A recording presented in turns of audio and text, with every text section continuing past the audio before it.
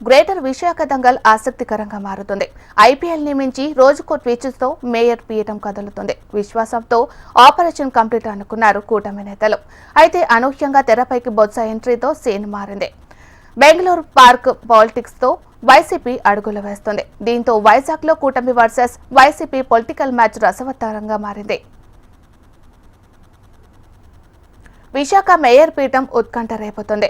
రాజకీయ వలసలతో 72 మంది కార్పొరేటర్లు బలం పెంచుకొని ఎక్స్ అఫీషియో ఓట్లతో కలుపుకొని కూటమి అవిశ్వాస తీర్మానం ప్రవేశపెట్టింది.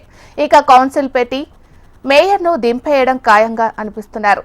సరిగ్గా అప్పుడే వైసీపీ నుంచి బొత్స సత్యనారాయణ ఎంట్రీ ఇవ్వడంతో జీవీఎంసీ పాలిటిక్స్ లో బిగ్ టాస్క్ మొదలైంది.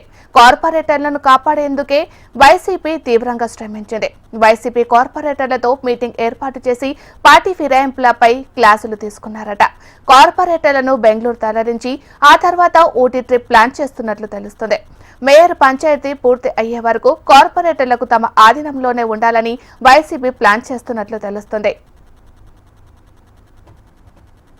అయితే ఇప్పటికే పార్టీని వీడిన వాళ్లను సైతం వెనక్కి రప్పించేందుకు శతవిధాలా ప్రయత్నిస్తున్నారు వైసీపీ నేతలు.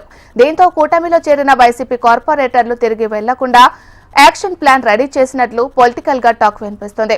మేయర్ పీఠం ఖాయం అయ్యే వరకు జాగ్రత్తగా ఉండాలని నేతలకు అధిష్టానం నుంచి ఆదేశాలు అందినట్లు తెలుస్తుంది. ఇందులో భాగంగా టీడీపీ రాష్ట్ర అధ్యక్షుడు పల్ల శ్రీనివాస్ కూడా ఎంట్రీ ఇవ్వడం జీవీఎంసీ పొలిటికల్ పిక్చర్ ఇప్పుడు ఆసక్తిగా మారింది. ఈ రసవత్తర పొలిటికల్ గేమ్ లో విన్నర్ ఎవరో త్వరలో తేలనుంది.